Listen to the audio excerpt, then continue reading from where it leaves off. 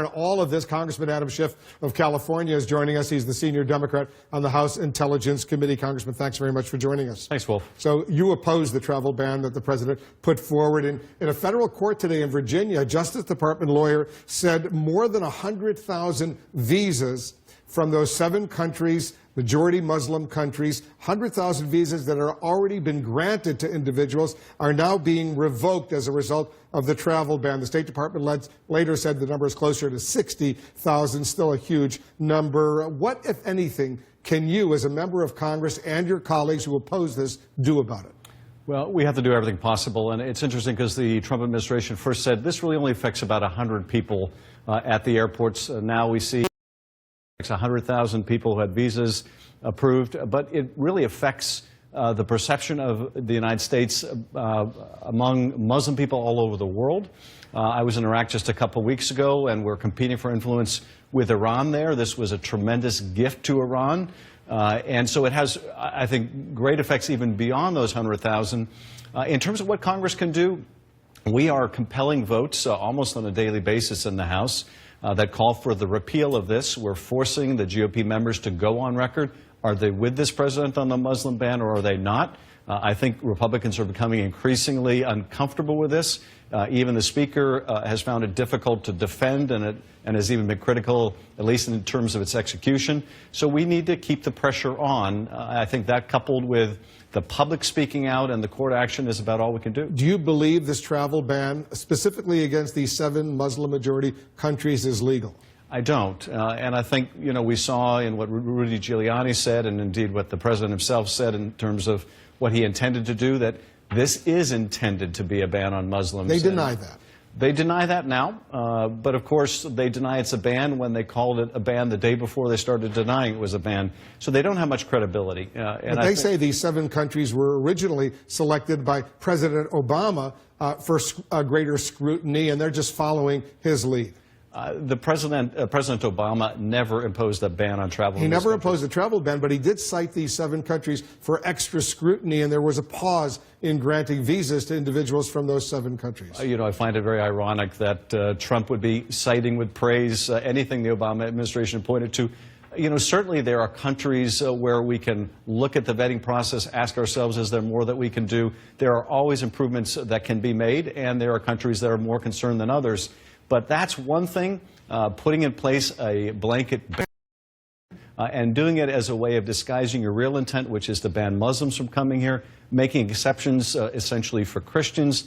None of that was ever advocated by the Obama administration. So just to be precise, the illegality from your perspective is what? That it implies that Muslims are being discriminated against? Is that the illegality you're talking about? I think that the principal illegality is the intention of this, and the impact of this is to preclude people of a certain religious faith, Islam, from coming to this country. And that not only, I think, violates the Constitution, but it's antithetical to the whole historic tradition of this country.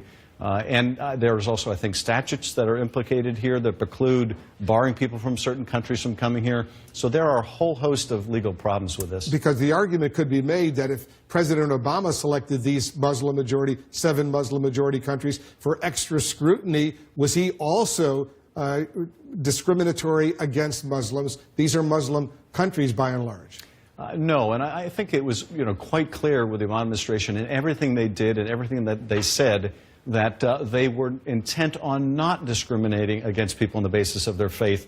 They did not want to cast aspersions on all practitioners of Islam, and indeed they were often vilified by the Republicans because they made such an effort to make sure that whatever policies they put in place, whatever practices that they had, however they conducted their counterterrorism operations, it was about defeating terror. It wasn't about a clash of civilizations. Because I'm sure if it ever gets to that level in a court, that's the argument that the Trump White House, Trump lawyers would make. Let's talk about Iran for a moment. The president today announced new sanctions specifically against individuals, various groups inside Iran because of its ballistic missile test. But the president also says all options are on the table. He's not ruling on any option, including the military option. If the president were to go ahead and want to use military action against Iran and ask for congressional authorization, would you vote for it? Well, on the basis of what we've seen so far, no. There's no case for the use of military force we should impose sanctions on Iran for violating the ballistic missile provisions of the UN security resolutions. I think that's appropriate. I don't want to see, however, the administration try to unilaterally withdraw from the nuclear agreement. Which you supported. Which I supported and which I think has kept Iran from pursuing the bomb, at least for a substantial period of time. So I don't want to see this as a pretext. But do you worry that agreement is in jeopardy? I worry that the administration may take steps to undermine the agreement, cause it to collapse. That would concern me greatly, because then Iran just goes back to enriching, and then you're on a pathway that could lead to a military conflict. But at this point, there's I think no case to be made for military force. I don't even think the Trump people are advocating that. Are you with the president and the White House when they now say that an expansion of Israeli settlements on the West Bank is counterproductive to the peace process? I do agree with that statement. I was frankly surprised that they made it. You were pleased?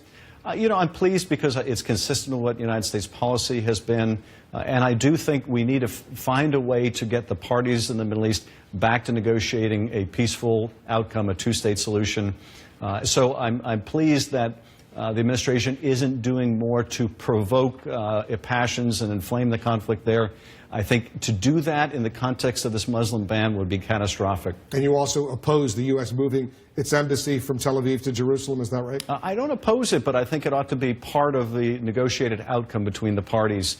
I think trying to impose that ourselves would be, very incendiary, might inflame and create a confrontation there. And I think General Mattis is probably weighing in with the president on this, and that might be guiding some of the administration's policy. Do you have confidence in General Mattis as the defense secretary? What about Rex as the new Secretary of State? A lot of confidence in General Mattis. I think Rex Tillerson is very much a question mark. And the big question, of course, is can he set aside a lifetime devotion to one company and its interests in behalf of the American interests? And not just is he patriotic, I'm sure he's patriotic, but he may have very well instilled in him the idea that what's good for his oil company is good for America. I don't happen to believe that's necessarily the case. So he may prove to us he can be just as strong in favor of sanctions on Russia as we would like. I hope so. I was heartened by what Nikki Haley said. I was a little pessimistic when I saw that there was even a symbolic lessening of sanctions on Russia, particularly with this new violence in Ukraine. But I think Rex Tillerson is an open question. Stand by, Congressman. There's a lot